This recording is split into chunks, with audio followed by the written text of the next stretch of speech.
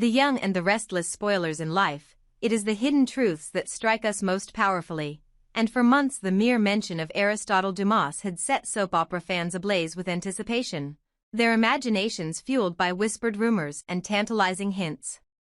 Viewers clung to every new development in the storyline, the way the writers had crafted this enigmatic figure.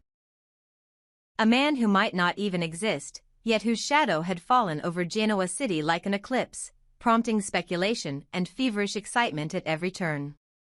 But the true face of Aristotle was destined to be revealed at a gathering so grand that it would forever alter the lives of those invited: Nick Newman, Phyllis Summers, Billy Abbott, Sally Spectra, and a select handful of others whose connections to the Newman and Abbott legacies ran deep.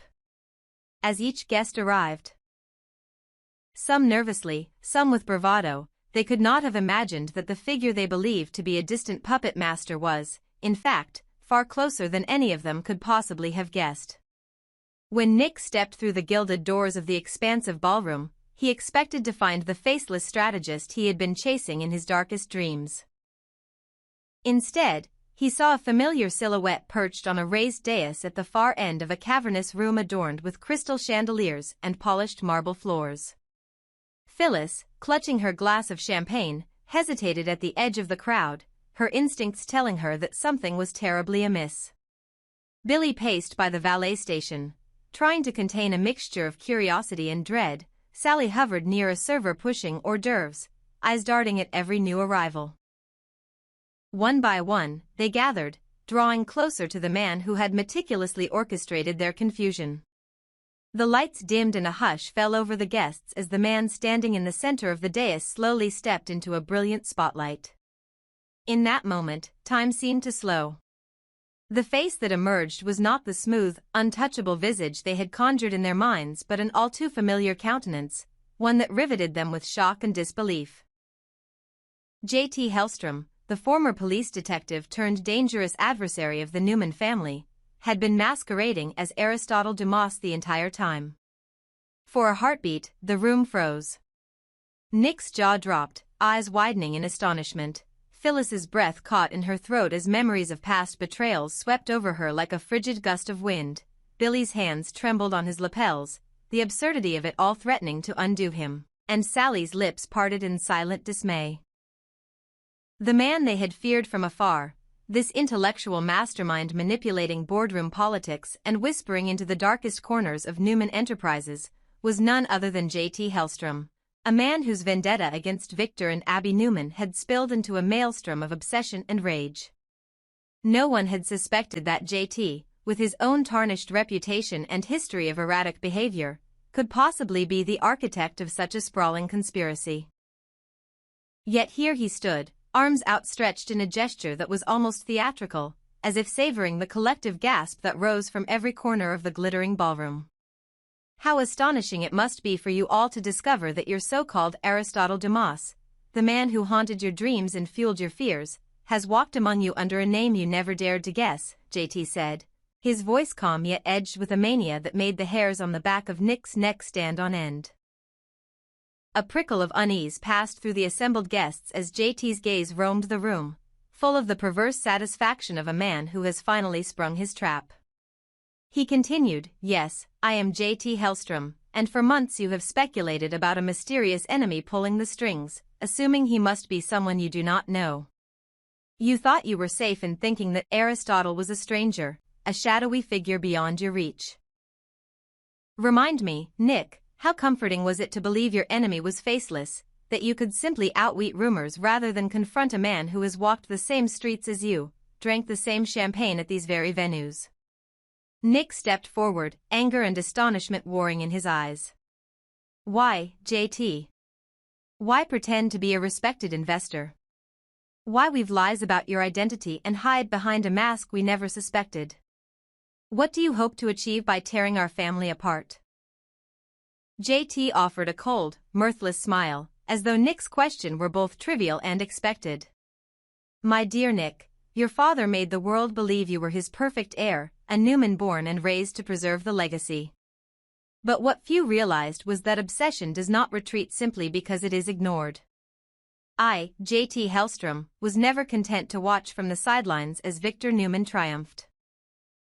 I crafted the persona of Aristotle Dumas to gain your trust, to seep into the very heart of Newman Enterprises undetected. I studied your vulnerabilities, your pride, the fragility beneath your polished exteriors.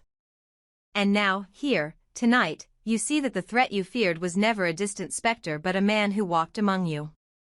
Phyllis's voice trembled though she sought to steady herself. You're insane if you think you can use our fear to sway us, JT. You aren't some all-powerful puppeteer. You're just a madman who lost his way. JT's eyes gleamed with a manic intensity that made Phyllis recoil. Mad? Dear Phyllis, call it what you like. I have been underestimated, ignored, and dismissed by the Newman dynasty for too long. They think I'm gone, they think my threats were idle. But now, I stand before you unmasked, demanding loyalty or chaos.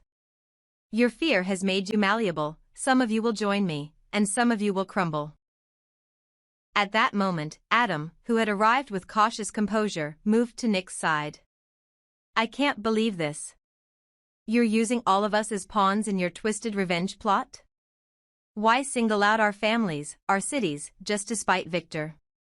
What do you gain if you destroy us?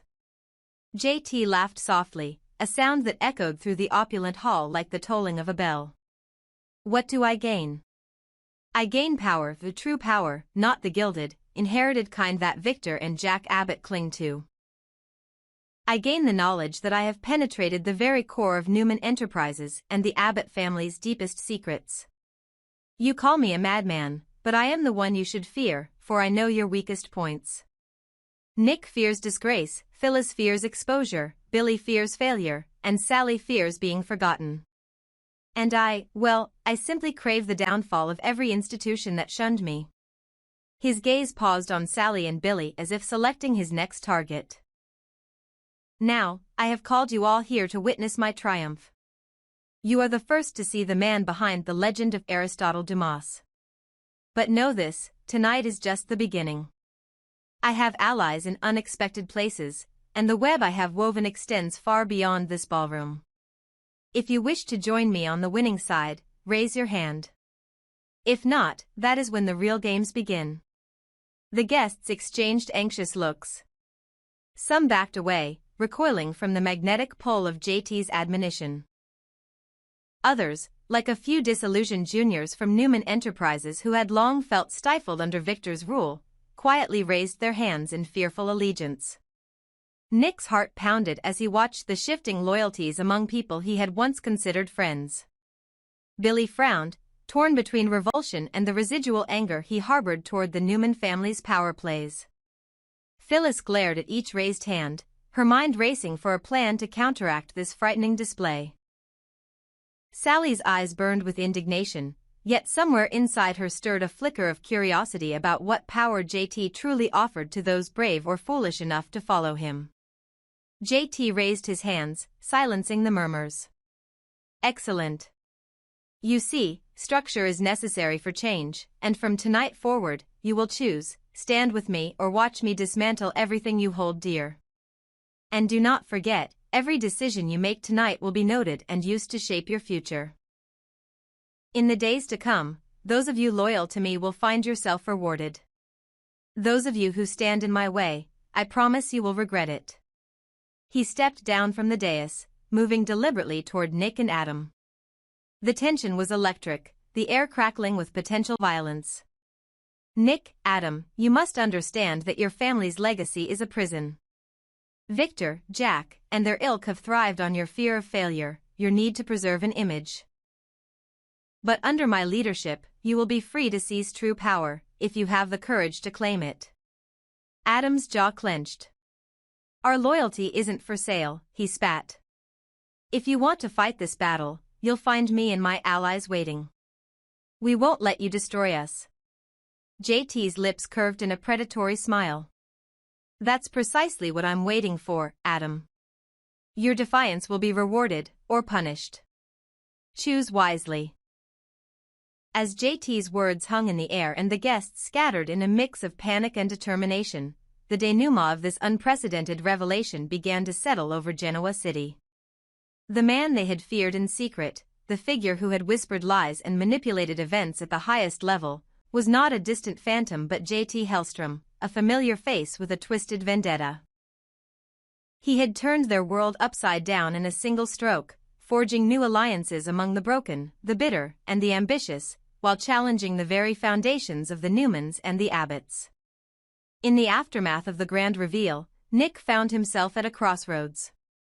Should he pursue the rewards J.T. dangled before him, power and a chance to dismantle the empire his father had built, or should he stand beside his family, prepared to fight a battle that would test every ounce of his strength? Phyllis, battered but resolute, began plotting her next move, vowing to expose J.T.'s madness and protect her own legacy, no matter the cost. Billy, disillusioned by J.T.'s charismatic cruelty, searched for a way to rescue those who felt trapped by J.T.'s promises. Sally, torn between resentment and the allure of untapped potential, wavered in her allegiance, realizing that her choices tonight could redefine her entire future. And as the lights dimmed on the grand ballroom and J.T. Hellstrom's proclamation echoed in their ears, "This is just the beginning. Raise your hand if you desire to join my ranks." One thing was certain, Genoa City would never be the same. The illusion had been shattered, the veil pulled away from the legend of Aristotle Dumas, revealing a foe in the flesh. The Newmans and their allies now faced an enemy who knew exactly how to strike at their deepest insecurities and who commanded a network of followers willing to betray the very families they had once called home.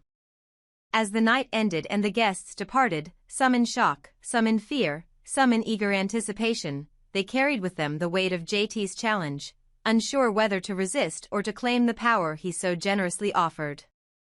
Only one truth remained unshaken. In the world of high-stakes ambition, every secret revealed only serves to remind us that the greatest danger often comes from those we least suspect. Absolutely. Here's the next extended chapter in this dramatic arc, written in long-form English prose, continuing the aftermath of J.T. Hellstrom's shocking reveal as Aristotle Dumas. The tone remains intense, psychologically charged, and emotionally layered, as the Newman family is pushed to the brink by a man who knows them far too well. Nick's pulse thundered in his ears as the final syllables of J.T. Hellstrom's twisted speech echoed through the vast ballroom. The air was thick with tension, disbelief, and the choking realization that the man who had haunted them all from the shadows was not a distant adversary, but someone from their past. Someone who had once loved Victoria. Someone who had walked among them, broken, enraged, and now reborn with a new name and an unforgivable vendetta. Nick's mind raced as he processed the horror of what was unfolding. This wasn't just a show. This wasn't just a dramatic reveal. This was a threat. And one that had already gone too far. He reached for his pocket, fingers fumbling for his phone. He had to call Victor. He had to warn him. This wasn't about business anymore, it was about survival. But before he could even lift his hand, a voice sliced through the room like a knife. "No one is calling anyone," J.T. said sharply, his tone no longer theatrical, but edged with control and menace. "You're not here to save your father, Nick. You're here to listen. You're here to choose. And most importantly, you're here to stay." With a small nod, J.T. gestured to a team of security guards, his people, embedded into the event as servers and staff. Like clockwork, they moved through the room, retrieving phones, tablets, watches, even earbuds. They offered no explanations, just firm, silent gestures. The guests, still reeling, complied reluctantly. J.T. had planned this meticulously. No one would leave. No one would send a message. Not until he decided this night was over. Nick protested, "You can't be serious, this is kidnapping." But the cold smile that spread across J.T.'s face said it all. "It's only kidnapping if you try to leave. And believe me, Nick, you don't want to try." Across the room, Adam stood stone still, jaw clenched, eyes scanning for exits, weaknesses, anything they could use to regain control. Victoria, her face pale but steely, stepped forward. JT, she said, voice measured but firm, you're not well. You need help. We can talk this through, but not like this. This isn't who you are. JT's eyes flickered at the sound of her voice. For a brief second, something old and broken passed across his features. Then it was gone. Who I was, Victoria, no longer matters. The man you married, the man you betrayed, is dead. And frankly, you should thank me. I've finally become what the world always feared I would, focused, unstoppable, and free from the illusions of love. Victoria stood her ground. This isn't power. It's delusion. You're hurting people, JT. He laughed. Not manically, not like a madman, but slowly, with a calculated disdain that chilled her to the bone. I'm hurting the right people. That's the difference. And then, the room shifted. JT's voice grew lower. Colder. Let me tell you all why you're here. Let me explain what I want, what I've always wanted. Not money. Not companies. Not legacy. He turned to face Nick and Adam directly, his eyes burning with cruel intensity. I want Victor Newman dead. Gasps broke out across the room. Even those who had raised their hands before, those tempted by promises of new power, now stepped back, disoriented by the raw hatred in his voice. JT's chest heaved as he stepped forward. He is the rot in this city. The poison in every boardroom. He destroyed my career, my sanity, and my life. And every time I tried to claw back a piece of myself, he was there, towering, omnipotent, untouchable. But now? Now, I've taken away his most valuable assets. You. Nick's fists clenched at his sides. You think turning us against him will destroy him? You think we'd ever let you do that? JT smirked.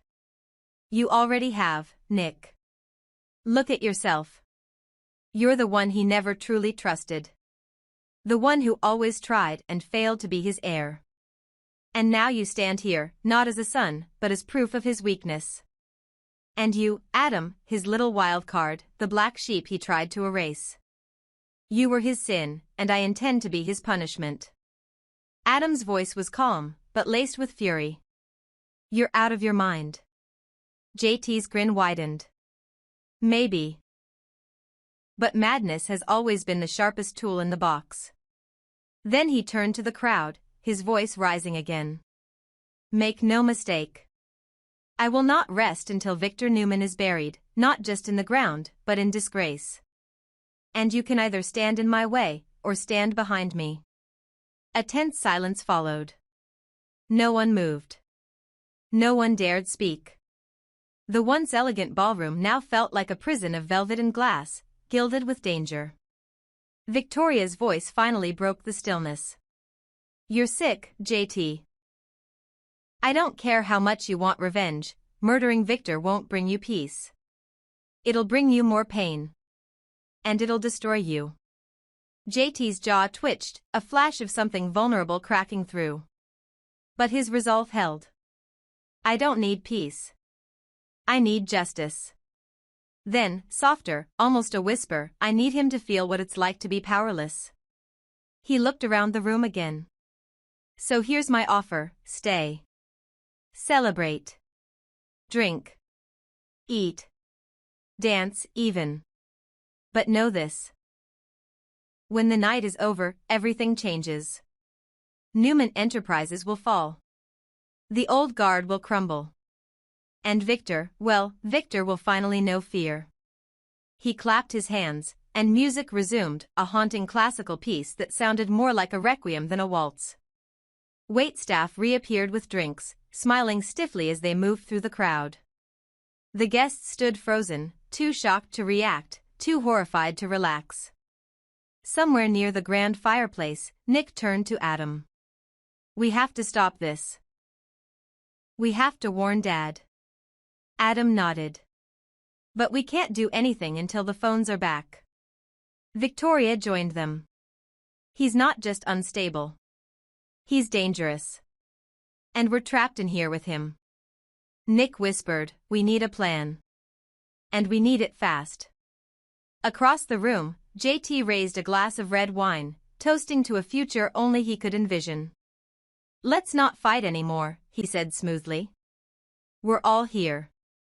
Let's enjoy the night. And with that, the party continued, elegant, refined, terrifying. Beneath the glittering chandeliers and soft music, a war was brewing. But no one could strike yet. Because the game had only just begun.